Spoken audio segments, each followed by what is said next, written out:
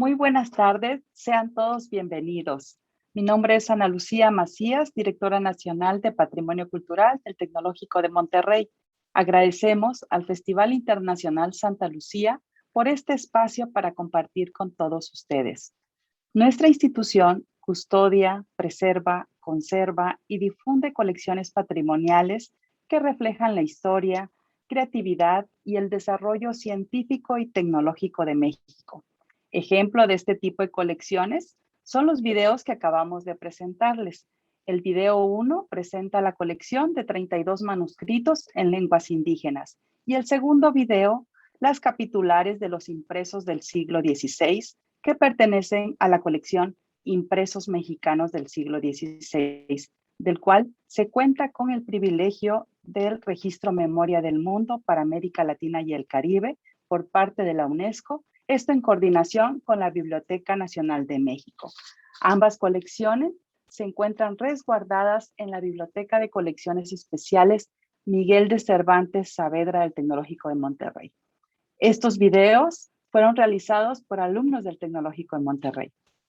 Ahora bien, la Organización de las Naciones Unidas para la Educación, la Ciencia y la Cultura, UNESCO por sus siglas en inglés, establece que el patrimonio cultural es el legado cultural que recibimos del pasado, que vivimos en el presente y que transmitiremos a las generaciones futuras.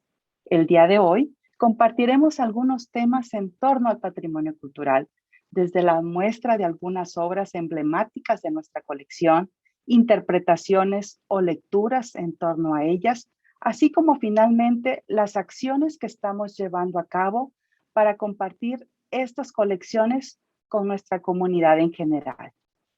Tengo el gusto de compartir esta mesa con mis colegas Marcela Beltrán Bravo, directora de la Biblioteca de Colecciones Especiales Miguel de Cervantes Saavedra, doctora en Estudios Humanísticos por el Tecnológico de Monterrey, maestra en Cultura y Literatura Contemporáneas de Hispanoamérica por la Universidad Modelo y antropóloga con especialidad en Lingüística y Literatura por la Universidad Autónoma de Yucatán. Lisette Saldívar Larrañaga, líder de Patrimonio Artístico del Tecnológico de Monterrey, licenciada en Artes Visuales por la Escuela Nacional de Artes Plásticas de la UNAM y quien realizó sus estudios en maestría en Historia del Arte en la Facultad de Filosofía y Letras de la misma casa de estudios. Y también mi colega Rafael García González, especialista en Patrimonio Documental de la Dirección Nacional de Patrimonio Cultural, doctor en Estudios Humanísticos con especialidad en Literatura por el Tecnológico de Monterrey y quien ha presentado trabajos sobre poesía latinoamericana en diversos congresos y publicado artículos de crítica literaria en revistas académicas nacionales e internacionales. Asimismo, ha trabajado como editor, docente y promotor de lectura. Bienvenidos, colegas. Ahora bien, explicaré la dinámica de esta sesión. El formato será un diálogo entre nuestros especialistas invitados a partir de 3 planteamientos principales para finalmente cerrar con una reflexión sobre lo expuesto. Iniciamos. Ahora bien, esta es la primera pregunta. ¿Qué es el patrimonio o por qué es importante el patrimonio, así como dónde estamos con este tema? Cedo la palabra a mi colega Marcela Beltrán. Adelante, Marcela. Muchas gracias, Ana Lu. Encantada de participar en este diálogo. Pues voy a comenzar yo con unas reflexiones que anoté. El patrimonio, como ya has mencionado, está relacionado con conceptos de cultura, identidad y memoria. Así, el patrimonio cultural plantea diferentes manifestaciones y prácticas culturales tangibles e intangibles que tienen un significado identitario, simbólico, social e histórico para nosotros y que es necesario identificar como algo valioso y que debemos conservar. El patrimonio cultural, además, me parece sumamente importante porque señala la diversidad que existe en la cultura, los múltiples elementos que la conforman y que nos conforman también, como parte de nuestra memoria como sociedad y parte de nuestra identidad individual y colectiva. También se vuelve un compromiso para conocer, difundir, educar en el conocimiento de nuestro patrimonio cultural. El patrimonio intangible que debe estudiarse, apropiarse y transmitirse de generación en generación nos da oportunidades de cohesión social alrededor de prácticas culturales y nos ayuda a transmitir la cosmovisión de grupos específicos. El patrimonio tangible resulta una variedad de evidencias concretas que debemos conservar de acuerdo con sus diversos soportes, desde monumentos, documentos, libros, fotografías, pinturas y un larguísimo etcétera que varios de mis colegas van a ampliar en los siguientes minutos. En muchos casos, hablar de patrimonio cultural implica hablar también de una carrera contra el tiempo, generar una serie de acciones. Voy a mencionar solamente 5 de estas acciones porque están muy relacionadas con la conversación de hoy. La primera es documentar las prácticas culturales que van siendo abandonadas para las siguientes generaciones o para aprenderlas e integrarlas en nuestra vida cotidiana.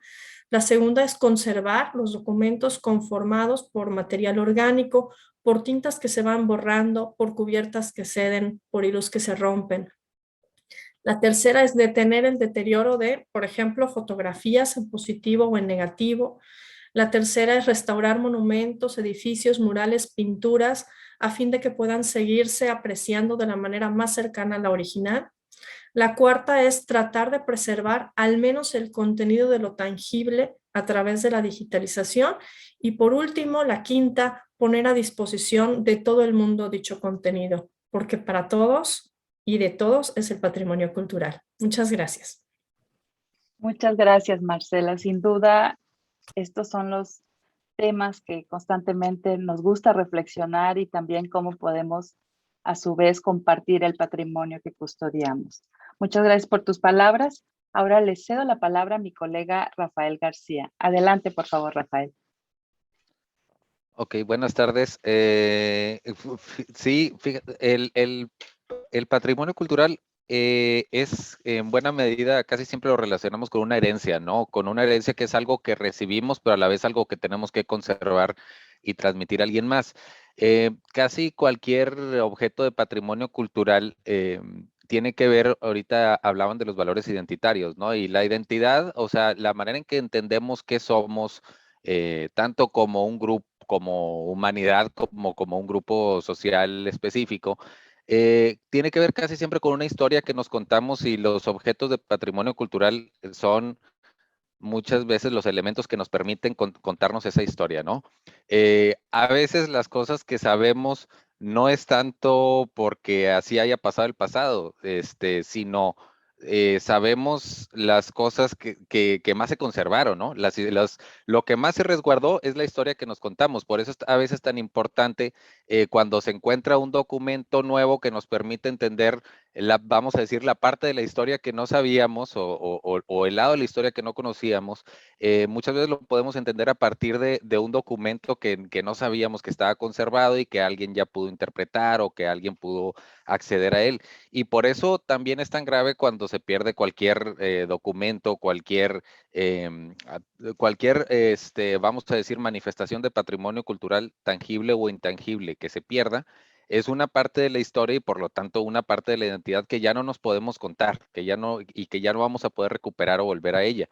Entonces, por eso, incluso en muchas obras, vamos a decir, en la ciencia ficción, muchas veces está la referencia al patrimonio cultural, en la historia también, a la quema de libros, a los documentos que ya no se pierden, porque en algunos casos, de hecho, deliberadamente se hacía para borrar alguna historia y que ya no quedara ese elemento, ¿no? Y casi siempre la pérdida de patrimonio, los escritores, los autores lo han visto como un elemento, vamos a decir, de terror, ¿verdad? Hacia el futuro, ¿no? Que ya no vamos a poder recuperar lo que somos, ¿no? Entonces, para que conservar el patrimonio es algo que nos va a permitir y le va a permitir a los demás reconstruir la historia de qué fue lo que pasó, cómo sucedieron las cosas.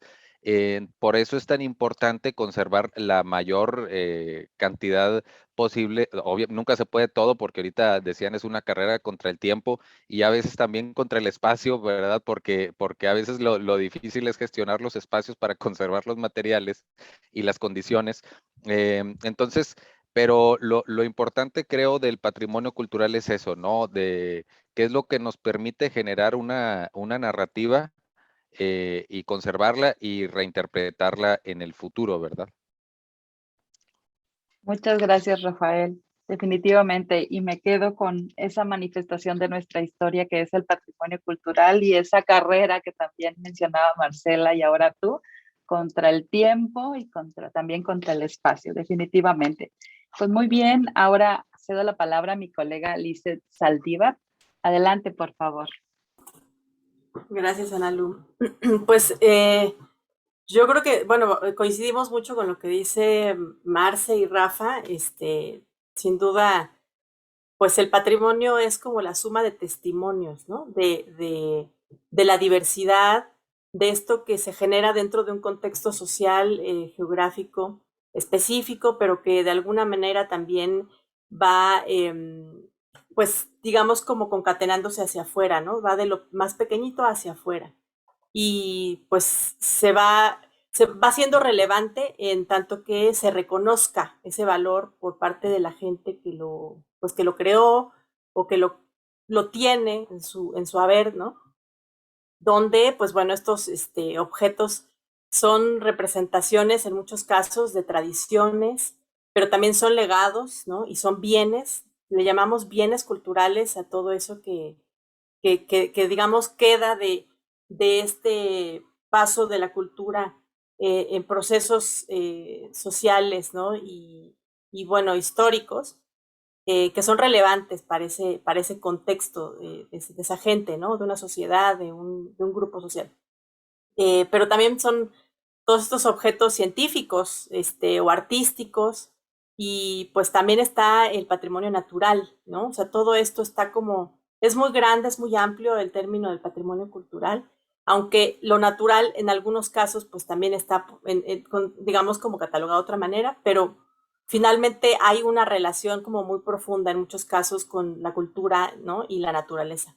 En el caso de las obras de arte, pues es como un proceso como un poquito particular, ¿no? Porque sí hay como un desarrollo, digamos, en paralelo del arte, digamos, pensándolo no desde el punto de vista de la cultura como en su globalidad, sino hay como una separación del círculo, del entorno de lo artístico, que tiene como un devenir como un poquito distinto, ¿no? Sí, sí se origina, ¿no? En las colecciones o se vuelve en patrimonio artístico cuando se reconoce al creador, ¿no? A través de ciertos procesos que lo llevan a ser relevante, ¿no? A través de premios, a través de adquisiciones particulares, ¿no? O contratación de obras por encargo, donaciones, dentro de colecciones públicas o privadas. Y bueno, esto pues también es especialmente relevante, dado que hay especialistas y estudiosos que lo validan, ¿no? Entonces, validan esa consistencia del quehacer de este artista o de los artistas y lo vuelve relevante, ¿no? También la forma de interpretar la realidad y, bueno, su contexto en su sociedad, ¿no? También eso es, creo que lo hace relevante, ¿no? Y que deja alguna huella o deja parte de ese ser, de esa comunidad o de ese entorno en su obra, ¿no? Y lo vuelve relevante para ese lugar o para esa gente, ¿no? Y bueno, pues eso obviamente abona para pues su contexto. Es importante el patrimonio en términos de que es un conjunto de símbolos también, que lleva un proceso de reconocimiento por parte de esta colectividad, pero sucede en casi todas las culturas y por lo tanto es compartido como humanidad, ¿no? O sea, se vuelve importante para la humanidad. Tiene distintos niveles o escalas, ¿no? De este desarrollo. El objeto patrimonial empieza en lo personal, se transforma en lo familiar, en lo local, en lo comunitario, luego el barrio, ¿no? Es también regional, nacional y por último esta esfera de lo mundial. Todas estas escalas nos hacen pensar justamente en cómo vamos conformando o construyendo qué es el patrimonio, qué es un legado cultural. Y todo esto, cómo se relaciona con y desde el individuo, cómo opera en su contexto y todo eso, cómo se relaciona, digamos, al momento de interpretar cuando es un patrimonio intangible, por ejemplo, o cuál es el proceso de patrimonialización que llevan a cabo estos bienes culturales, ¿no? En qué momento se determina qué es patrimonio cultural, quién dice que es patrimonio cultural, y bueno, en ese momento es cuando hay como el juego de los valores y los símbolos de estos objetos y de esos bienes culturales, ¿no? Se pone en duda en algunos casos por la razón en la que se origina en algunos casos también, ¿no? Y bueno, pues una guía que siempre orienta para entender cuál es el término patrimonio y qué es patrimonio cultural, pues, y por qué es relevante, pues es la UNESCO, ¿no? Que es como quien nos dice de alguna manera, pues a través de esa participación continua y la reflexión de los integrantes que estudian los patrimonios, ¿no? No solo el patrimonio como en un sentido hegemónico, sino los distintos tipos de entender patrimonio y sus procesos, ¿no? Desde la antropología, la museología, los estudios culturales. No hay que dejar de lado que el patrimonio es también el entorno, ¿no? Y también está lo arqueológico, lo museal, y en ese contexto también se da la turistificación del patrimonio, que bueno, a veces en ese afán por ofrecer pues oferta cultural, pues llega a un punto en donde se transforma el sentido original que tenía el patrimonio y puede perder, ¿no? La dimensión histórica y estética que originalmente tenía. Y bueno, actualmente, perdón, dadas las condiciones de la pandemia, pues se han dado pues, los estudios de consumo cultural que también nos lleva a la conclusión de que nos hemos visto obligados a reconocer justamente estas nuevas herencias para una búsqueda de nuestros intereses personales y el desarrollo justamente hacia lo digital, ¿no? Que es como uno de los temas que ahorita vamos a conversar. Gracias. Muchas gracias, Lisette, sin duda alguna. Y esto está relacionado sobre todo con la siguiente pregunta, ahora que mencionabas sobre los símbolos y también qué tan cercano puede ser el patrimonio a nosotros, ¿no? Entonces, aquí me gustaría comentar la siguiente pregunta. ¿Qué podemos interpretar? ¿De qué nos damos cuenta al tener estos objetos? Me gustaría que compartiéramos, que cada uno de ustedes compartiera lo que ustedes gusten respecto a estos objetos patrimoniales e iniciamos ahora con Marcela. Adelante, por favor. Muchas gracias, Ana Lu. Pues después de haber escuchado a mis colegas este amplísimo panorama que han planteado, de verdad me quedo sorprendida de todo lo que nos queda por hacer y elegí únicamente de todos los ejemplos que podemos haber seleccionado con los que cuenta el Patrimonio Cultural del Tecnológico de Monterrey, elegí nada más un ejemplo que lo vamos a exprimir, así que perdonen, espero que les guste este ejemplo. Y Lucero, ¿me puedes apoyar por favor con la diapositiva 3? Excelente. Muy bien, ustedes como pueden ver, se trata de una reprografía, es decir, tomamos una fotografía de este objeto patrimonial que aquí ustedes pueden ver como sus orillitas y todo. Lo que queríamos era que en la imagen saliera la materialidad de este ejemplo, justamente. Perdón.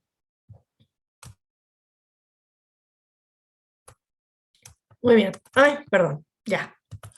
Es un negativo de colodión húmedo sobre vidrio de 5 por 7 pulgadas y pertenece al Fondo Fotográfico Sandoval Lagrange y evidencia uno de los primeros procesos fotográficos en la historia de la fotografía. Es el que les estoy mencionando del colodión húmedo.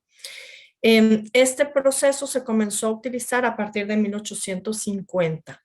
El daguerrotipo fue en el 39 y algunos años después comenzó a utilizarse este proceso. La imagen fue tomada con una cámara de madera que ustedes pueden ver en la imagen, una muy similar, utilizando una fuente de luz externa para generar la impronta, lo que nosotros llamamos famosísimo flash, ¿no? El proceso con el negativo de colodión húmedo permitía que la exposición fuera mucho menor a la del daguerrotipo, lo que significaba para quienes posaban un gran beneficio temporal porque tardaba menos tiempo. También permitía generar múltiples copias en papel a través del proceso de revelado. El uso del vidrio pues tenía algunos inconvenientes, pero tenía muchos más beneficios. Y algunos inconvenientes, pues el vidrio es muy frágil, tenían que estarse preparando químicamente los materiales en el momento antes de tomar la fotografía, cómo se podía transportar el material sin que se rompiera. Y sin embargo, ustedes que pueden ver en la imagen, pueden ver la nitidez y la cantidad de detalles que se pueden observar en esta imagen. Entonces, tenía muchos más beneficios para la fotografía. La imagen que ustedes ven fue tomada en un estudio fotográfico. Se pueden identificar algunos elementos como el ciclorama o telón de fondo que proporciona el montaje escenográfico y también la utilería necesaria. Tenemos una especie de balaustrada, una alfombra, lámparas, sillas, mesas. Y los protagonistas de la imagen son 3 fotógrafos y están posando con diversos instrumentos relacionados con su profesión en distintas posiciones requeridas para su oficio. Voy de izquierda a derecha. El revelado, la toma de la fotografía y el momento en que estamos esperando para tomar la imagen. Además, se pueden observar una fotografía revelada en papel, un cartucho donde se colocaba el vidrio en la parte de abajo para introducirlo en la cámara y un álbum de fotografías que aparece abierto y se revisa de manera casual. Este ejemplo me parece muy importante porque con él podemos identificar tanto los elementos del objeto patrimonial en sí mismo, su valor como testimonio de una práctica cultural, la necesidad de su conservación, como la imagen que ahí está fijada, la cual puede considerarse un hito en la historia de la fotografía, ¿no? Es una foto sobre fotógrafos con fotografías. Entonces, para comprender cómo funciona el patrimonio cultural con este ejemplo, es importante que nosotros entendamos que debemos conocer los soportes, los materiales, los procesos que están conformando estos testimonios. La historia particular de este testimonio que Rafael decía, bueno, las cosas que conocemos son las que han quedado y luego hay objetos desconocidos o materiales desconocidos. Bueno, este era desconocido hasta que alguien se acordó que había visto algo parecido, entonces por eso le tomamos la fotografía. Y además es muy importante analizar el contenido. Cuando ya vemos la imagen fijada, nos da mucha información sobre cómo eran los estudios fotográficos, sobre cómo se posaba, cómo era la cámara, cómo eran los cartuchos para tomar la fotografía. Y lo más importante cuando hablamos de patrimonio es, y sobre todo de bienes culturales, es dejar que cada ejemplo, cada testimonio nos hable, nos guíe para mejor comprenderlo desde su contexto, y este contexto nos va a hablar de su producción material, su producción intelectual, la producción tecnológica, social, y de esta manera vamos a poder valorarlo y cuidarlo mejor. Muchas gracias. Muchas gracias, Marcela. Sin duda alguna, este es un objeto, una obra muy valiosa que se encuentra en la Fototeca del Tecnológico de Monterrey. Muchas gracias por compartir. Ahora bien, cedo la palabra a Rafael. Rafael, ¿qué ejemplo nos traes aquí a la sesión para todas las personas que nos siguen?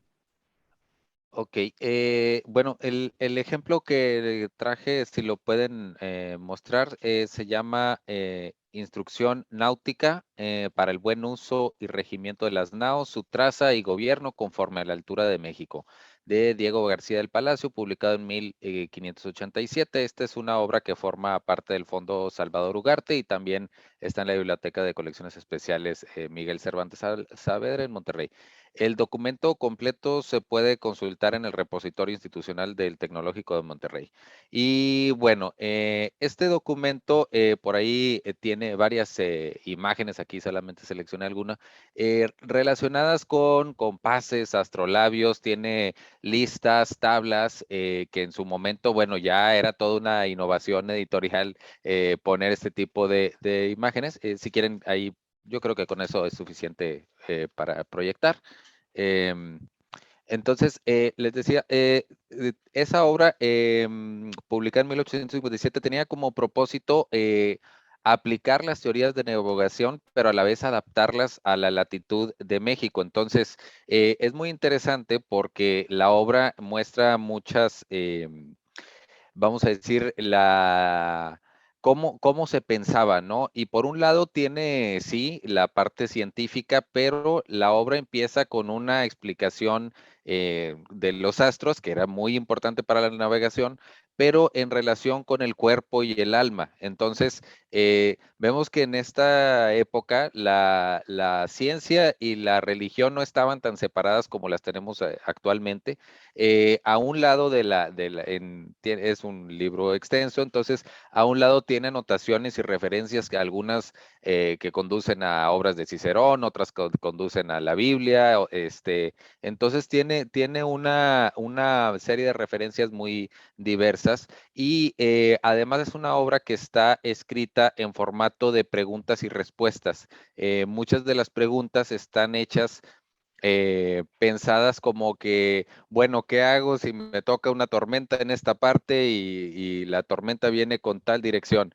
Y ya él dice que no, bueno, hay que acomodar de cierta manera los instrumentos, etcétera, ¿no? Entonces, tiene una parte, vamos a decir, didáctica, técnica, pero tiene una parte que nos muestra también cuál era el pensamiento que subyacía, ¿no? Cuáles son las razones para actuar de cierta manera. Además, muestra pues un poco la importancia de que ya estaban adquiriendo precisamente la navegación a México, porque estas obras, por lo general, no era nada más una obra, que pues a mí se me ocurrió hacerla como a alguien se le ocurriría hacer un ensayo ahorita, sino que eran encomendadas, entonces alguien le pidió a alguien que tenía este conocimiento, escribe una obra para que los demás puedan navegar, ¿no? No era muy barato hacer obras en esta época, entonces si una obra era encomendada es porque la navegación a lo que en ese entonces le decían el Nuevo Mundo, era importante, era importante adaptar las teorías a las latitudes y a las condiciones de navegación que se daban en México.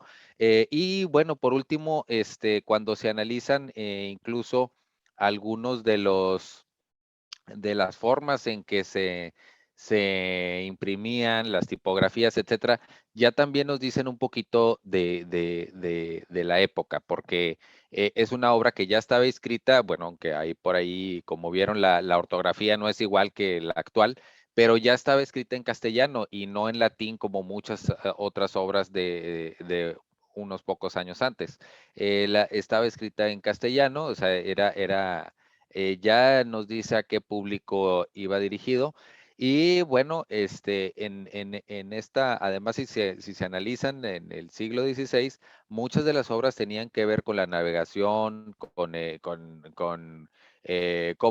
cómo se llegaba acá de esa manera, ¿no? Entonces, nos muestra, por un lado, las relaciones que había entre la historia, la ciencia, la religión, cómo se pensaba y bueno, también la política, ¿no? Porque el hecho de que se hicieran, había una razón económica y política para producir una obra de ese tipo, ¿no?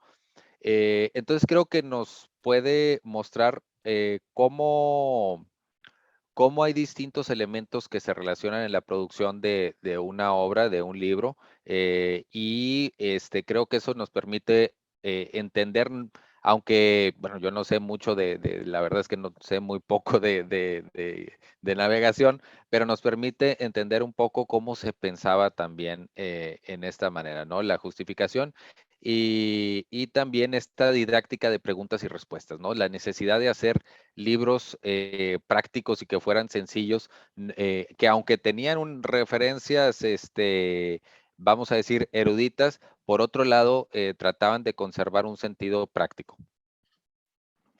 Muchas gracias, Rafael. Y aprovechando el espacio, también, como bien nos señalaste, este libro está disponible para su consulta en el repositorio institucional del Tecnológico de Monterrey. Entonces, ya tenemos una muy buena guía que nos ha dado Rafael sobre cómo abordar esta publicación. Entonces, se pueden dar muchas lecturas. Y pues bueno, para cerrar esta segunda pregunta, invito a mi colega Lisette a que nos comparta también más obras de la colección. Adelante, por favor, Lisette. Gracias, Analu.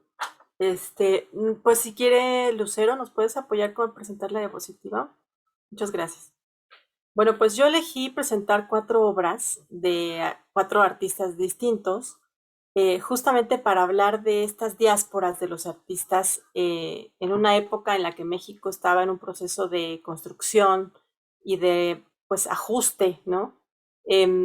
y también el mundo, ¿no? Entonces, un poco, esa es mi intención de hablar ahorita de estas 4 obras, específicamente de los artistas y ver cómo cada uno, digamos, desarrolló su producción desde un punto de vista como distinto, aunque no eran mexicanos, ¿no? Y esto lo digo porque justamente mucho de lo que se da en el ámbito pues de la cultura es esos cruces de los artistas que van de un lado a otro, ¿no? Y eso justamente lleva al creador a encontrar como soluciones bien distintas.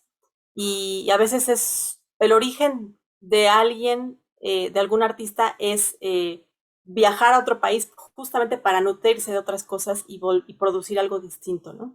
Y otros, pues la obligación, digamos, histórica, que en algunos casos fue, por ejemplo, con el caso de Leonora Carrington, que bueno, viajó de Europa a América justamente huyendo de la guerra, ¿no? Y bueno, de otras situaciones personales que también se dieron cuando ella pues era muy joven. Y bueno, pues justo vemos del lado izquierdo a la derecha, vemos la obra de Leonora Carrington. La pieza que vemos amarilla con un toro es de Alberto Gironella, la siguiente es de Arnold Belkin y la última es de Carlos Mérida.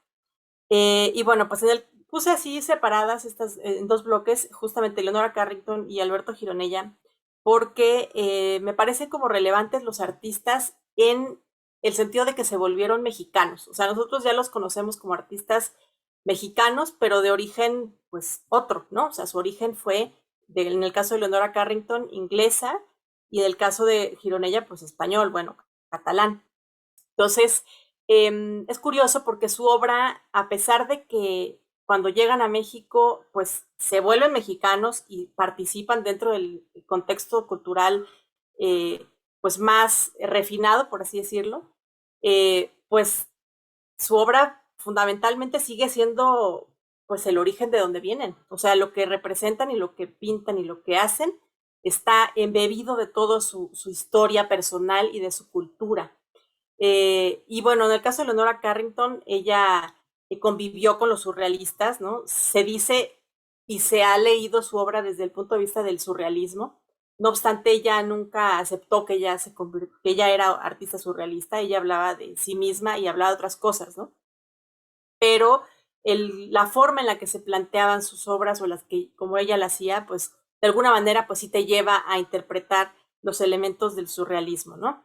Y bueno, pues ahí lo que vemos en esa imagen es la composición, es una composición central donde se ven 2 personajes que están como agazapados, como que se están hablando uno al otro, y se ven como 2 animales, ¿no? En la obra de Leonora Carrington casi siempre aparecen los animales, ¿no? Como algún elemento simbólico de algún estado anímico. En el caso de los cuervos, ahí vemos 2 que están como casi que en la misma posición de los 2 personajes, solo que no están interactuando. Y bueno, pues Leonora Carrington se vuelve pues una artista mexicana muy relevante, ¿no? Tenemos obra de esta artista en el Museo de Arte Moderno, tenemos obra de esta artista en varias pues monumentos al aire libre y pues es importante en ese sentido, ¿no? Por cómo viene ella y participa en el contexto cultural mexicano y cómo se vuelve artista mexicana. Alberto Gironella es un artista que aborda justamente todas las temáticas casi que de lo español, pero desde el punto de vista de lo artístico y retrata en muchas ocasiones el ejercicio continuo por ejemplo, de obra de Velázquez, ¿no? Entonces, Las Meninas fue un tema, así como hizo Picasso, ¿no? Lo reiteró, lo reiteró, lo reiteró, lo abordó y lo desmenuzó continuamente. Y esta obra que tenemos de Gironella, pues es el de un torero, ¿no? Que está haciendo justamente una de los pases típicos del toreo. Usa justamente 2 colores muy emblemáticos de España, que es el rojo y el amarillo, pero también, pues bueno, es justamente es esa representación de lo que se podría interpretar como lo español, ¿no? Y al mismo tiempo es una obra que tiene un elemento que casi no se ve a simple vista, pero la pieza tiene es una especie de ensamblaje que también tiene el marco es parte de la obra, es decir, no solamente es la imagen en sí, sino participa junto con el marco a través de un elemento que es bueno, como un recurso que es el ensamblaje, ¿no? Entonces tiene algunas corcholatas que están adosadas en una de las partes. Y bueno, los dos siguientes, Arnold Belkin es un artista de origen canadiense que viene a México, pues justamente como con esta intención de conocer. Este es como de otra generación, hay que decirlo también, ¿no? Como que Eleonora Carrington y Alberto Gironella un poco están conviviendo en la edad y en la generación, pero Arnold Belkin no, es un poco más joven y está más emparentado con los artistas de la ruptura. Pero es interesante, pues, que es un artista de un origen, pues, americano, ¿no? O sea, los otros dos son europeos y se mantienen como en su discurso.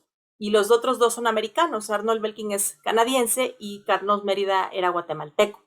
Entonces, bueno, también ya los cuatro hay que decir que ya fallecieron, pero finalmente los dos americanos tienen como una influencia de México. Es como relevante en un sentido porque México en términos culturales, específicamente en las artes visuales, sí permeó como hacia otros países, ¿no? Y sí se volvió como una aportación a la historia del arte con todo este discurso de lo nacional, de lo mexicano, y al mismo tiempo con la reflexión hacia el origen, ¿no? Que es lo que llevaban sobre todo estos artistas. Y bueno, Arnold Belkin aquí lo que está retratando es una coatlicue, que pues es como su interpretación de esta diosa mexica, ¿no? Y que está dibujándolo en una técnica mixta con ceras, con lápiz de colores, con grafito. Hay una construcción geométrica súper profunda que aparentemente no se nota, pero sí hay como una noción como de estructurar casi como un mural, pero es un dibujo. Él era muralista, él fue alumno de Siqueiros, muchos artistas fueron alumnos de Siqueiros, cabe decirlo también, de estas generaciones de la ruptura, pertenecieron a un grupo de asistentes que aprendieron de Siqueiros muchísimo, y bueno, pues evidentemente toda su obra, que también está muy embebida de todo lo nacional y de esta reflexión acerca de qué es México y qué era México y cuál es el discurso nacional y demás, eso también lo trabajó mucho Arnold Belkin y especialmente en sus murales. Pero bueno, tenemos un ejemplar de esto en la colección del TEC. Y Carlos Mérida, a pesar de que pertenece más a la generación de Eleonora Carrington, fue un artista que también vino a México y también se volvió mexicano. O sea, Belkin, Girona y todos ellos se volvieron mexicanos, pero ellos al revés, ¿no? Como que asimilaron la cultura de México y la tradujeron desde su óptica. Carlos Mérida también tiene la característica de que sí reflexionaba acerca de lo nacional o los orígenes o lo popular, pero desde un lenguaje más internacional o más contemporáneo. Y bueno, esta obra que tenemos ahí es una gráfica que se llama Americanismo y Abstracción, y justamente son dos personajes representados de forma muy geometrizada, pero los colores de la piel y algunos elementos, digamos, característicos de algunas culturas, digamos, están retratados en estas obras, ¿no? Entonces, bueno, para mí es importante hablar de esta conexión entre otros países y otros artistas, ¿no? Desde el punto de vista cultural y que participan dentro de lo que se vuelve en un momento dado el patrimonio artístico, ¿no? Los objetos de cada artista comparten, bueno, pues los orígenes, la época y esta diáspora de estos artistas para, pues, contribuir a este contexto cultural artístico que tenemos ahora y que entendemos como patrimonio cultural. Muchas gracias, Lisette, por compartirnos estas obras del Patrimonio Artístico y Tecnológico de Monterrey.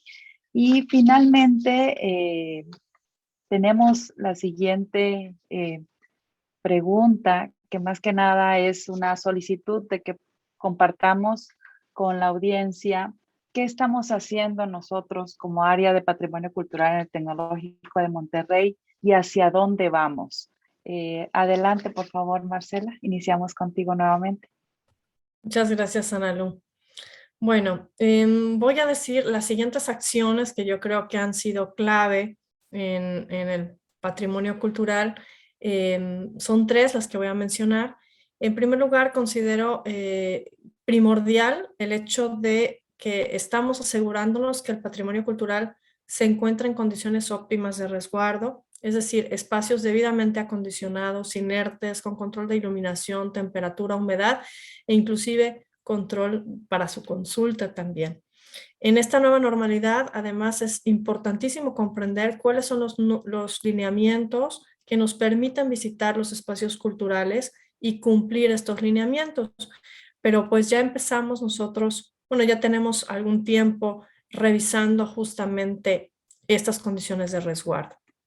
En segundo lugar, es algo que ya, aunque ya estábamos haciendo, la contingencia demostró la necesidad imperiosa de tener, como mínimo, lo que voy a decir ahora es para cualquier archivo, biblioteca, museo, como mínimo deberíamos de tener un catálogo en línea para que pudieran ser consultados a distancia. En nuestro caso, pues ya teníamos proyectos de digitalización, pero en general en archivos, bibliotecas y museos, esta urgencia de digitalizar se evidenció con la contingencia, pues a través de este proceso, investigadores, interesados, aficionados al arte, a la historia, pueden continuar investigando, revisando, y de esta manera también bibliotecas y archivos pueden continuar prestando sus servicios de manera virtual. Entonces, para nosotros la preservación digital y compartir los resultados de esta preservación digital a través de plataformas, repositorios, como es nuestro caso, se convierta en una práctica cada vez más va integrándose al trabajo cotidiano de nuestra biblioteca y también de otras bibliotecas, quiero decirles. Estamos todos en ese mismo proceso, vamos todos de la mano. La tercera acción que estamos haciendo es justamente difundir el patrimonio que resguardamos y que es uno de los retos más interesantes. Y mis colegas no me dejarán mentir.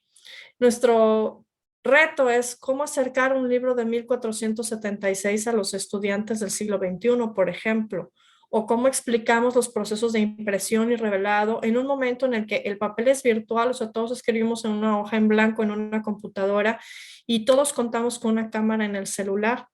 ¿Cómo atraemos a los jóvenes y a las jóvenes a las obras de Cervantes, de Sor Juana, por ejemplo, ¿no? Y todos los días intentamos estas nuevas formas a través de redes sociales, a través de los videos, por ejemplo, que ustedes ya pudieron observar. Tratamos de crear nuevas actividades que pueden ser atractivas sin importar el formato, o sea, ya sea presencial o virtual, siempre estamos tratando justamente de innovar en nuestra presentación y difusión del patrimonio. Y para terminar esta breve participación mía y cederle la voz a mis colegas, pues estas tres acciones que menciono, el acondicionamiento de espacios, digitalización del acervo, su difusión, son tanto las acciones que realizamos actualmente como a las que le estamos apostando para un futuro. O sea, que nuestro material esté mejor conservado, que nuestro acervo esté disponible para todos y todas a través de la digitalización y que más gente conozca lo que preservamos y cómo acceder a estas maravillas. Muchas gracias. Muchas gracias, Marcela. Me gustaría continuar ahora con Liz, por favor, adelante. Gracias, Analu. Y bueno, pues es un poco retomar lo que decía Marcela. Por supuesto, este proyecto en el que estamos actualmente en términos de patrimonio cultural dentro del TEC es como muy similar a lo que está sucediendo en otros lugares, ¿no? Y bueno, pues nosotros estamos haciendo algo que ya teníamos pensado desde antes de la pandemia, pero en la pandemia fue más que confirmada la necesidad de hacerla.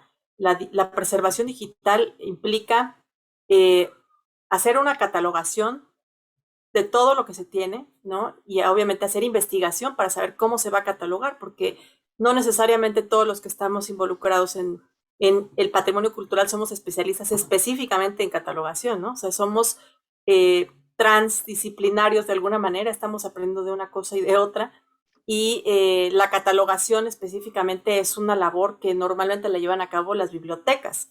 En el caso del patrimonio cultural, pues sí tenemos objetos que pertenecen a las bibliotecas, pero también tenemos objetos que no necesariamente tienen que estar en una biblioteca. Entonces, todo ese proceso de investigación es parte de un proyecto de preservación que también está encaminado, por supuesto, al poner a la mano, ¿no? Y poner en acceso lo más fácil posible para los que vayan a investigarlo, ¿no? Esto es con el afán de difundirlo. Y por supuesto, los medios que tenemos para poder difundirlo, en nuestro caso es el repositorio institucional, el RITEC, ¿no? Que nos permite difusión, pero también conservación, ¿no? Y la conservación se refiere, en este caso, a, pues, tener la documentación al alcance y poderla aprovechar para más adelante, ¿no? A veces se entiende que la conservación es solo como cuidar el objeto material o la materialidad de las obras de arte, en este caso, o de los documentos. Sin embargo, la documentación del objeto es parte también de la conservación del objeto. O sea, si yo no cuido esa documentación, entonces no puedo preservarlo en el tiempo porque no sé cómo llegó, porque no sé los materiales en los que se trasladó, porque no tuve la póliza asegurada, etcétera. Son muchos, muchos ámbitos que se tienen que concatenar para poder tener esta difusión y por ende el acceso para que todos lo podamos tener, ¿no? Entonces, sí, a mí se me hace que, por supuesto, a veces tenemos como la idea de que el patrimonio cultural es las exposiciones o es ir al museo y ver las exposiciones, como si fuera ese el fin esencial del patrimonio cultural, y no necesariamente. La exposición es como la punta del iceberg de todo lo que implica el patrimonio cultural, ese tras bambalinas del que casi nunca se habla, pero que intriga porque es como muy oscuro, no necesariamente todo el mundo lo entiende. Sí nos parece a nosotros como fundamental para poder lograr que este material se pueda cuidar, ¿no? O sea, es documentarlo para exhibirlo, para investigarlo, para difundirlo, y obviamente la catalogación es uno de los elementos claves, y que por supuesto en nuestro caso, en este proceso de encontrar cómo articular toda esta información, fue investigar en vocabularios controlados o pues sitios donde ya estén llevando a cabo esto, que pues un ejemplo es el Getty Museum, el Centro Getty o el Europeana, ¿no? Ya tienen esto avanzadísimo y tienen pues ejemplos como el Rijksmuseum o el Museo del Prado, que ellos dan como el ejemplo de alguna manera de cómo poder hacer accesible de manera libre, ¿no? Ahora sí que todo lo que se nos ocurra que es patrimonio cultural, y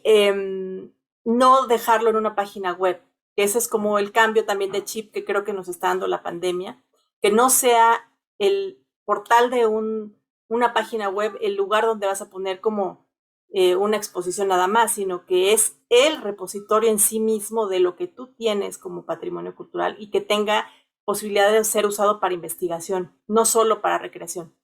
Entonces, bueno, creo que eso es, creo que hacia donde podemos llevar esta reflexión del patrimonio en este momento y lo que podemos hacer de la mano de la tecnología, y por supuesto colaborando con otras instituciones para compartir pues los avatares, ¿no? Las experiencias y los logros que uno va llevando. Gracias. Muchas gracias, Liz. Adelante ahora, por favor, Rafael.